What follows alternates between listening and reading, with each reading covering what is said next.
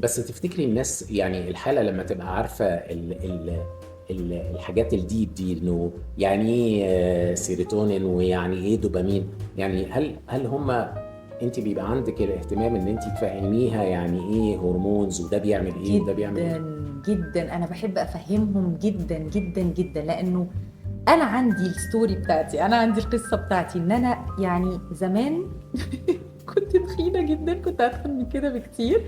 يمكن الناس اللي عارفيني كويس قوي عارفين القصه دي، لدرجه ان الناس بتتهمني ان انا اكيد باخد حبوب او حاجه من وراهم ان انا قادره احافظ دلوقتي. انا فعلا حافظت على وزني، خسيت جدا، وبعد ما خسيت هي الشطاره ان انا افضل محافظه. حافظت ازاي؟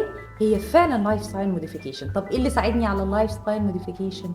الاويرنس. لو انا فهمت كويس قوي ايه اللي بيحصل جوه جسمي، ايه اللفه بتاعت الهرمونات، ايه اللي بيأثر عليا، ايه اللي بيضعفني، ازاي اتعامل مع الستريس، حاجات كتيره قوي، تولز تولز تولز تولز.